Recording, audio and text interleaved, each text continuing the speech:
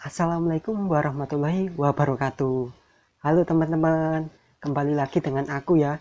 Jadi hari ini aku akan membahas buku tentang ini desa yang hilang. Jadi untuk konten hari ini meneruskan konten yang sebelumnya teman-teman. Mungkin kalau teman-teman belum lihat konten sebelumnya, bisa dilihat dulu, baru dilihat konten yang ini. Jadi biar tahu alur ceritanya seperti apa.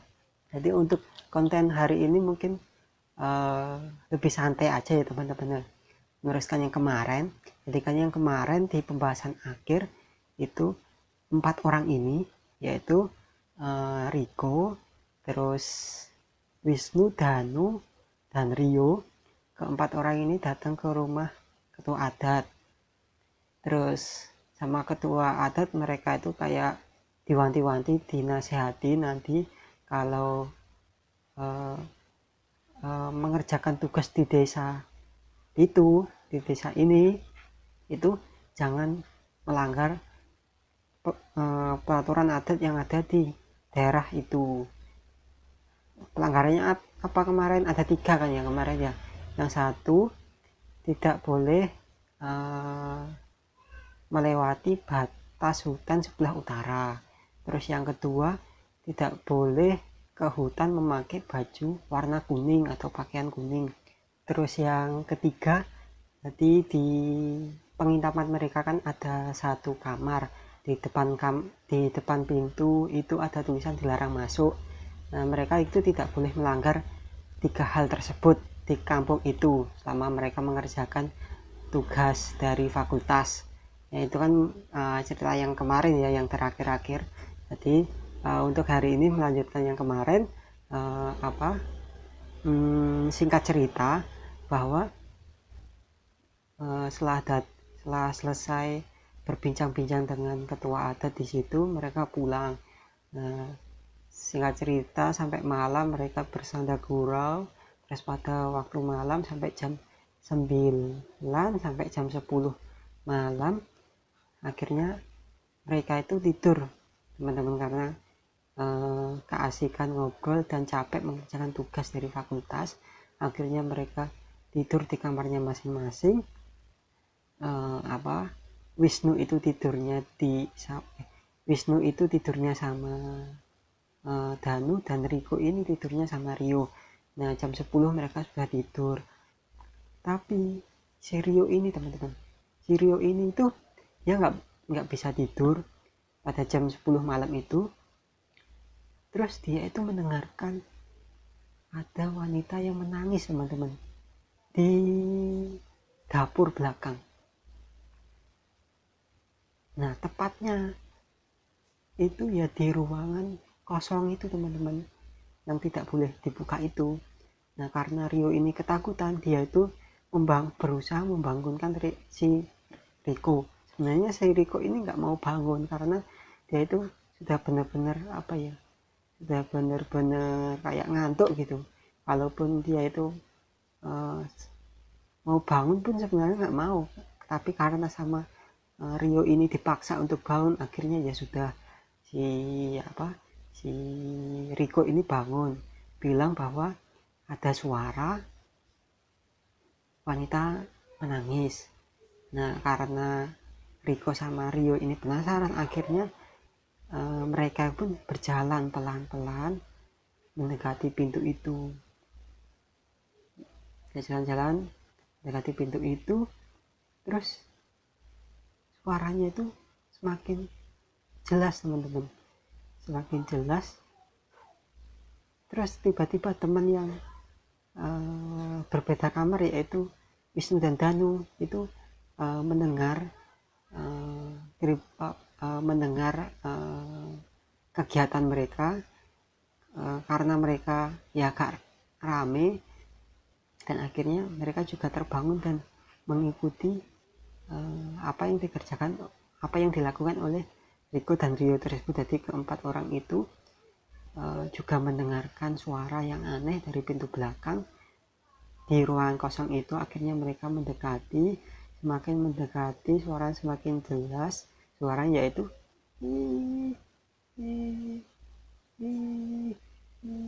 kayak gitulah teman-teman ya. Terus akhirnya si Riko ini mengetuk pintu lagi, tok tok tok. Suaranya semakin jelas bahwa di dalam itu ada orang menangis teman-teman. Akhirnya mereka berempat itu berlari ke kamarnya masing-masing, terus menutup pintu, menutup jendela, dan mereka berusaha tidur walaupun sebenarnya mereka itu ketakutan. Terus lama kelamaan suara itu hilang. Setelah kejadian itu suara hilang, akhirnya mereka bisa tidur nyenyak.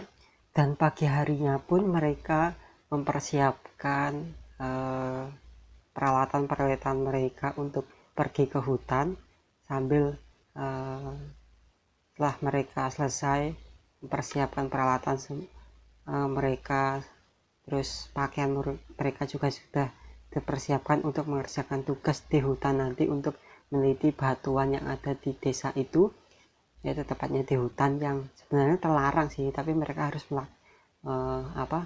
melaksanakan tugas itu dari fakultas. Dan mereka sebelum ke hutan mereka harus ke rumahnya ketua adat untuk ngobrol dulu sama ketua adat dan disuruh untuk makan pagi di sana. Mereka pun datang ke rumah kepala adat dan mereka disuruh makan, dan yang jelas mereka itu diwanti-wanti tidak boleh melanggar 3 hal tersebut yang saya jelaskan di awal tadi. Terus mereka juga akan diantar oleh Bapak Arif. Jadi Bapak Arif ini dia itu nanti akan sebagai pemandu bagi mahasiswa sampai ke tempat tujuan gitu teman-teman, karena Bapak Arif ini sudah mengetahui medan di hutan dan sudah berpengalaman jalan-jalan di hutan. Dan singkat cerita, si Pak Arif ini yaitu adalah dulu itu sampai sekarang memang suka berburu di hutan. Jadinya mereka Pak Arif ini tahu beluk-beluk tentang hutan. Terus akhirnya singkat cerita mereka selesai makan dan sambil dikenalkan sama Pak Arif, pun diajaklah ke hutan. Pada saat sampai di hutan ini Pak Arif bilang nanti waktu masuk ke hutan harus dia itu harus menuruti apa yang dikatakan oleh Pak Arif ini. Jadi si 4 mahasiswa ini nanti kalaupun Pak Arif itu menyuruh mereka lakukan apapun, dan keempat mahasiswa ini ya harus harus mematuhinya, jadi, supaya mereka itu selamat sampai tujuan gitu teman-teman. Akhirnya mereka masuk ke hutan. Sampai di tengah hutan mereka itu menemukan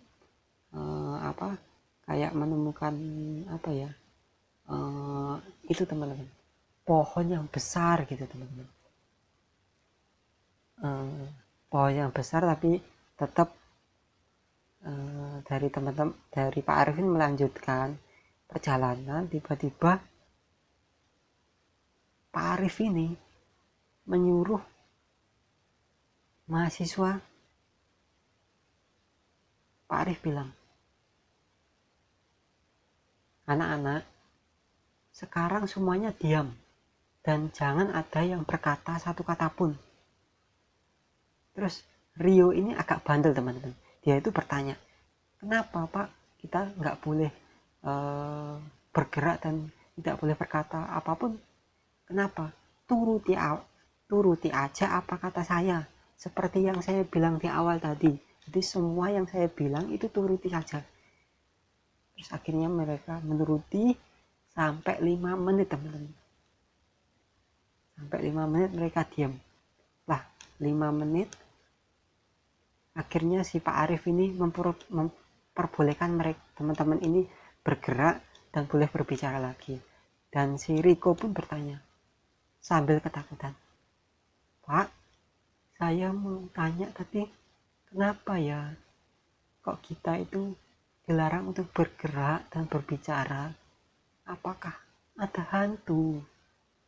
Terus si Pak Arif ini bilang, tidak nak, tidak ada hantu, cuma itu tadi itu saya dengar ada suara harimau, karena kan saya sering berburu, jadi saya itu tahu apa suara harimau itu seperti apa, walaupun harimaunya itu jauh, tapi itu saya itu tahu apa harimaunya itu, suara harimau itu seperti apa gitu. Dan makanya teman-teman disuruh untuk diem dan jangan berbicara supaya si harimau ini tidak mendekat. Terus mereka melanjutkan perjalanan dan ada kejadian aneh teman-teman. Jadi sepatunya Rio itu dimasukin hewan teman-teman, hewan yang kecil, saya lupa namanya apa waktu saya baca itu. Yang jelas hewannya itu membuat badan dari si Rio ini jadi lemas dan kakinya itu menjadi nyeri teman-teman gitu. Terus Pak Arif pun bertanya kepada teman-temannya si Rio, ada yang bawa obat nyeri nggak gitu. Terus si Riko menjawab, oh saya bawa pak, saya bawa obat-obatan gitu. Terus si Riko ini mengasihkan obat yang dibawanya itu ke Rio dan diminumlah oleh Rio. Pada saat diminum tiba-tiba si Rio ini badannya jadi lemas, terus dia itu tidur teman-teman. Terus dibangunin pun susah gitu. Terus Pak Arif pun bertanya, loh ini habis minum obat kok jadi tidur, ini kenapa temanmu Rio ini, kamu nggak salah kan ngasih obat. Terus si Riko pun kebingungan. Akhirnya si Riko ini dia itu membaca kemasan yang ada di obat itu. Waktu dibaca, astagfirullahaladzim, ternyata obat yang saya kasihkan ke Rio ini obat tidur. Terus Pak Arif nih, loh kok bisa, gimana kamu kok bisa salah ngasihnya? Iya mohon maaf, iya kata Riko, iya mohon maaf saya salah ngasihnya, sebenarnya bukan ini tapi satunya. Terus gimana, soalnya kalau saya minum obat ini bisa sampai subuh baru bangun. Ya sudah tunggu, kata Pak Arif, ya sudah tunggu aja sampai si Rio ini bangun. Sambil mereka menunggu si Rio ini bangun, mereka itu memasak nasi teman-teman, masak nasi terus Indomie. Jadi ada yang Wisnu itu membawa kayak itu loh teman-teman, kompor yang kecil itu yang sering dibawa ke gunung-gunung camping itu loh ya, kayak gitu dimasak di situ. Akhirnya mereka masak, terus Pak Arif pun dikasih. Setelah mereka kenyang, mereka tidur teman-teman. tidurnya ini tidurnya ini tuh ternyata sampai malam, sampai jam 7 malam teman-teman. Dan itu sangat berbahaya, apalagi di kondisi di dalam hutan, dan hutannya itu mitosnya itu tak baik gitu loh bagi warga yang masih berkeliaran di hutan di waktu malam, dan itu sangat berbahaya. Dan itu adalah tantangan bagi warga di sekitar kalau malam-malam masih di hutan. Akhirnya si Pak Arif ini dia itu masih ketiduran juga sama teman, sama keempat mahasiswa ini. Jam menunjukkan jam 8 malam. Akhirnya si Pak Arif ini bangun. Setelah bangun, mereka membangunkan anak-anak mahasiswa ini. Bangun, ini sudah malam, ini sudah jam menunjukkan jam 8 malam. Terus akhirnya mereka bangun, dan alhamdulillah si Rio ini juga ikut bangun teman-teman, alhamdulillah. Terus sama Pak Arif kita disuruh untuk pulang saja, tidak usah melanjutkan perjalanan. Kalaupun ingin melanjutkan perjalanan itu boleh, tapi besok aja, karena ini sudah larut malam dan tidak boleh melanjutkan perjalanan. Nanti kalau melanjutkan perjalanan takutnya malah terjadi hal-hal yang tidak diinginkan. Maka mereka pun pulang. Dan pada saat di perjalanan pulang, Pak Arif ngasih kode lagi, teman-teman, ke anak-anak mahasiswa. Anak-anak, dengarkan baik-baik, ini sangat penting. Kalaupun nanti nama kalian itu ada yang manggil, jangan hiraukan, jangan ditengok, dan jangan sesekali kalian itu menengok orang yang memanggil kalian. Abaikan saja. Terus Rio ini tanya lagi, kenapa Pak? Kalau ada yang manggil kan seharusnya berarti kan di tempat sini masih ada orang, siapa tahu dia butuh bantuan kita. Kalaupun nggak butuh bantuan kita kan bisa rame-rame kalau ada yang manggil. Sudah, kamu jangan banyak bicara lagi, turuti saja apa kemauan saya, biar kita itu selamat semua. Terus si Riko, ya sudah Rio, turuti saja, itu kata Riko ke Rio. Terus akhirnya mereka melanjutkan perjalanan.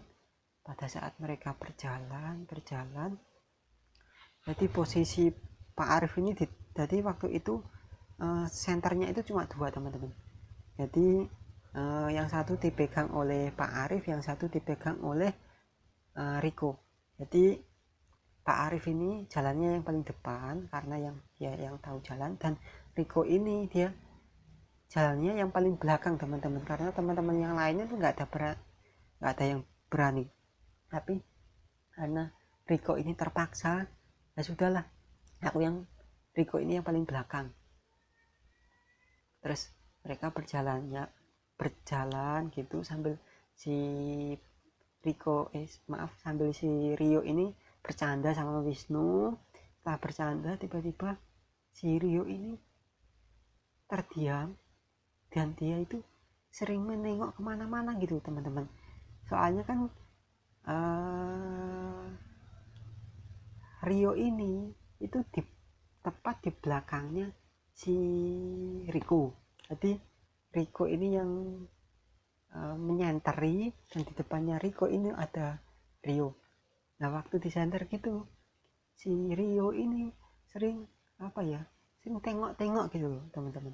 Sering tengok-tengok sampai tengok-tengok ke belakang, terus ke depan lagi, tengok ke belakang, terus ke depan lagi, gitu teman-teman.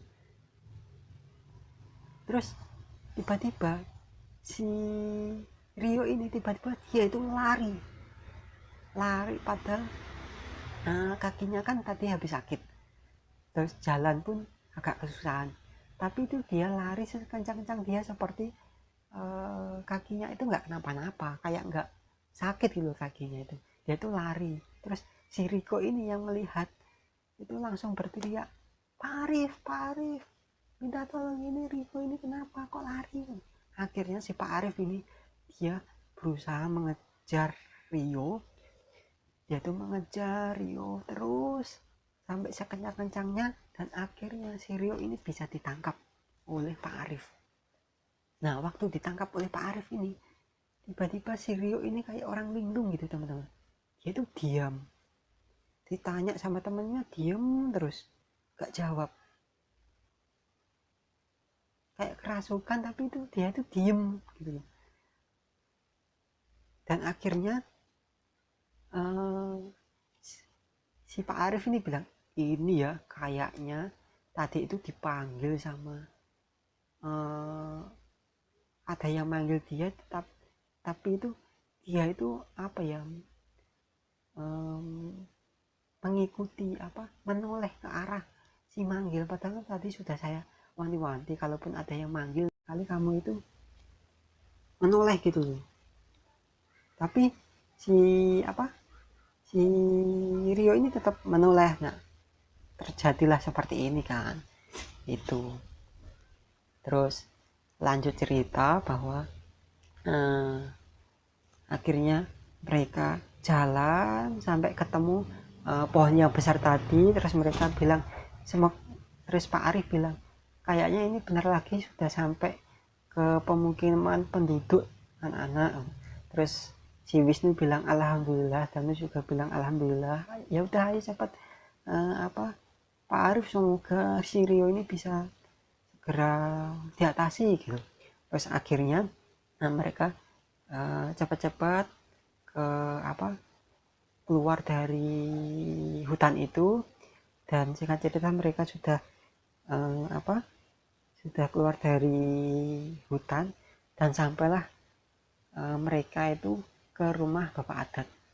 Sampai di rumah Bapak Adat, mereka Pak Arif ini memberitahukan bahwa si Rio ini